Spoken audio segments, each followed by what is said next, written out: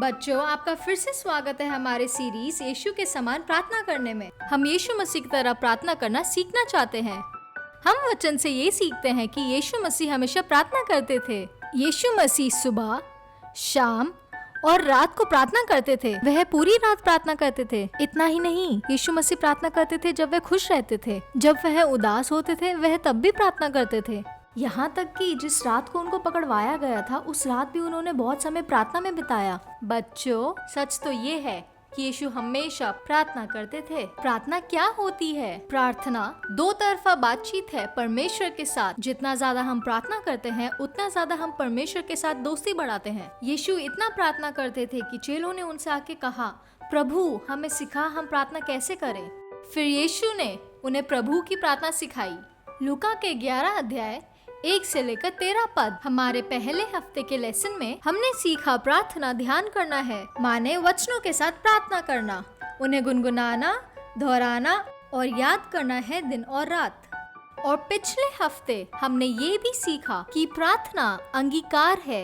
पहला यूहन्ना 1:9 पद में ये लिखा है कि यदि हम अपने पापों को मान ले तो वह हमारे पापों को क्षमा करने और हमें सब अधर्म से शुद्ध करने में विश्वास योग्य और धर्मी है। क्योंकि हम परफेक्ट नहीं हैं, हमेशा जब हम परमेश्वर के पास प्रार्थना में आते हैं हमें अपने पापों का अंगीकार करना चाहिए और अनुमति देनी है कि यीशु का लहू हमें साफ करे और उनका वचन हमारे जीवन को बदल दे। तो बच्चों, आज के बाइबल लेसन को जारी रखते हैं और हम आगे सीखना जारी रखेंगे प्रार्थना के बारे में।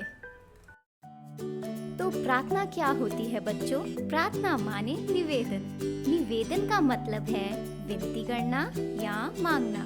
हालांकि परमेश्वर को हमारी जरूरतें पता है, पर वो चाहता है कि हम उससे मांगे। और यह मुझे हमारे आज के वचन के बारे में याद दिलाता है, जो लिया गया है लूका 11 अध्याय के 9वें पद से। तो ये क्या कहता है? ये कहता है, मांगो तो तुम्हें दिया जाएगा, ढूंढो तो तुम पाओगे, खटखटाओ तो तुम्हारे लिए खोला जाएगा। तो प्रार्थना में ये हमारे लिए जरूरी है कि हम मांगे। आज के अध्याय में हम आपको अंग्रेजी के 3 अक्षर के बारे में बताएंगे कि हम परमेश्वर से कैसे मांग सकते हैं। और ये बहुत आसान से 3 अक्षर शुरू होते हैं, ASK, आस्क, मांगना। और सबसे पहला अक्षर A, हमें परमेश्वर से मांगना चाहिए बिना डरे। हम बिना डरे कैसे मांग सकते हैं? यीशु मसीह ने असल में हमें सिखाया कि ये कैसे करना है। उन्होंने कहानी के माध्यम से बताया कि हम कैसे बिना डरे मांग सकते हैं। और ये कहानी ली गई है लूका के 11 अध्याय 5 से 8 पद तक। और ये कहता है, मानो कि तुम्हारा एक दोस्त है, तुम रात में उसके पास जाते हो और आधी रात में तुम उसके पास जाकर कहो, दोस्त मुझे 3 रोटियां दे दो, क्योंकि मेरा एक दोस्त लंबा सफर करते हुए मेरे पास आया है और मेरे पास उसे खिलाने को कुछ भी नहीं है। और मानो कि अंदर बैठकर तुम्हारा दोस्त तुम्हें कहे, मुझे परेशान मत करो, जाओ यहाँ से, मेरा दरवाजा बंद हो चुका है, मैं और मेरे बच्चे पहले ही सो चुके हैं, मैं तुम्हें उठकर कुछ भी नहीं दे सकता। पर मैं तुम्हें बताना चाहती हूँ, बेशक वो तुम्हारा दोस्त होने के नाते ना उठे, पर फिर भी तुम्हें डटे रहना है और दरवाजा खटखटाते रहना है, फिर चाहे आसपास के लोग ही क्यों ना जाग जाए। और बिना डरे जो चाहिए वो मांगना है। तुम्हारा दोस्त उठकर जो तुम्हें चाहिए वो तुम्हें देगा। इसी तरह जब हम परमेश्वर से प्रार्थना में मांगते हैं, बिल्कुल इसी कहानी की तरह बिना डरे मांगो, विश्वास के साथ परमेश्वर से मांगो। क्या आपके पास ऐसा कुछ है जो आज आपको परमेश्वर से मांगना है? शायद आपके घर में कोई या फिर आप खुद बीमार हो, परमेश्वर से बिना डरे चंगाई मांगो। या फिर आप अपने स्कूल में या अपने स्कूल के कामों से परेशान हो, परमेश्वर से बिना डरे बल मांगो। या फिर आप किसी मुसीबत में हो या फिर आपके घर में कोई मुश्किल है, परमेश्वर से बिना डरे अपने लिए मदद मांगो। तो बच्चों, जब आप प्रार्थना करो तो बिल्कुल भी मत घबराओ। तो जब भी आप प्रार्थना करो तो ये याद रखना, प्रार्थना निवेदन है। प्रार्थना यानी परमेश्वर से बिना डरे मांगना। और दूसरी अक्षर जो हम देखेंगे वो है अंग्रेजी का अक्षर S, और S से होता है सीख।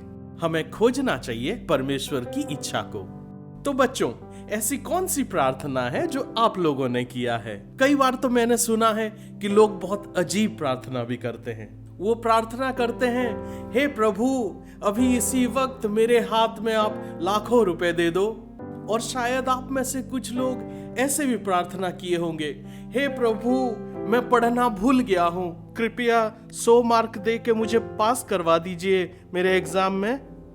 उप्स बच्चों, परमेश्वर कोई मशीन नहीं है कि हम उसके सामने आए और मांगें और कहें परमेश्वर दे दो दे दो दे दो। तो बच्चों, क्या परमेश्वर हमारी सारी प्रार्थनाएं सुनता है? हाँ, वो सुनता है। क्या परमेश्वर हमारी सारी प्रार्थनाओं को उत्तर देता है? हाँ, परमेश्वर देता है। पर यह जरूरी नहीं है कि जैसे हम चाहते हो। परमेश्वर बोल सकते हैं हाँ, ना या इंतजार करो। और एक महत्वपूर्ण नियम जब हम प्रार्थना करते हैं हमें मिलता है बाइबल की याकूब की पत्री 4 अध्याय 3 आयत में, तुम मांगते तो हो पर पाते नहीं, क्योंकि बुरे उद्देश्य से मांगते हो। तो बच्चों, हम जब परमेश्वर के सामने आते हैं तो हमें उनकी इच्छा की खोज करनी है। हमें जानना है कि वो कौन है। परमेश्वर प्रेम है, परमेश्वर दयालु है, और परमेश्वर अच्छा है, और परमेश्वर पवित्र है। और हमें यह भी जानना है कि वो क्या करता है। वो बचाता है और वो चंगा करता है। तो जब हम परमेश्वर के सामने आते हैं प्रार्थना करने, तब हम परमेश्वर की इच्छा की खोज करें। और जब हम जानेंगे कि वो कौन है और क्या करता है, तो हम ये भी जानेंगे कि हमें क्या प्रार्थना करना है।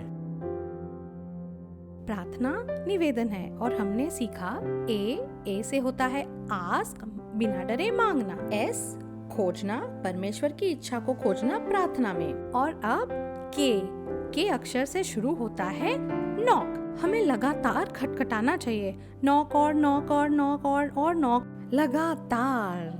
लूका उसका 18 अध्याय 1 से लेके 8 तक में यीशु ने अपने चेलों को एक कहानी सुनाई कि कैसे उन्हें प्रार्थना करनी है। लगातार प्रार्थना करते रहना है, प्रार्थना करना है, प्रार्थना करना है और प्रार्थना करते रहना है, और कभी भी हार नहीं माननी है। एक विधवा इस कहानी में एक कपटी जज के पास जाती है और वह विधवा उसे दिन रात परेशान करती थी।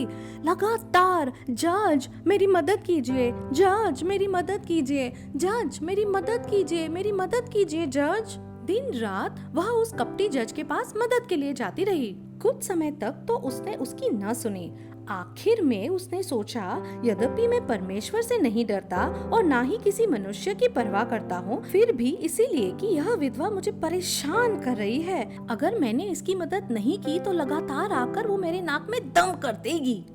अगर एक कपटी जज ये कर सकता है, तो क्या हमारा भला परमेश्वर अपने चुने हुओं की रक्षा न करेगा, जो रात दिन उन्हें पुकारते रहते हैं। तो मैं आपसे कहती हूँ कि परमेश्वर जरूर से जल्दी से आकर उनकी मदद करेगा। परमेश्वर से प्रार्थना करना और दिन रात वो दरवाजा खटखटाते रहना हमारे विश्वास का सबूत है, और विश्वास परमेश्वर को प्रसन्न करता है। हमें खटखटाते रहना है, लगातार खटखटाते रहना है, खटखटाते रहना है, खटखटाते रहना है परमेश्वर के दरवाजे पे प्रार्थना में बार बार। याद रखें, push PUSH, pray until something happens। प्रार्थना करते रहे जब तक कुछ हो, लगातार प्रार्थना करते रहे।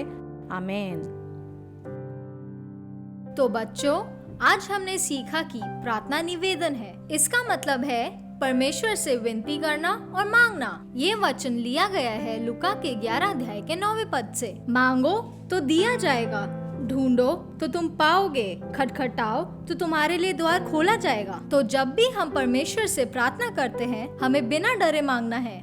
हमें परमेश्वर की इच्छा को खोजना है और लगातार खटखटाते रहना है। हमारे स्वर्ग पिता हमें सुनता है और उत्तर देता है। आज आपका प्रार्थना का विषय क्या है? आपकी जीवन की जरूरतें क्या है? क्या वो आपकी पढ़ाई है, या फिर आपका परिवार, या तो वो ये कोविड-19 के परिस्थिति को खत्म होने के लिए है?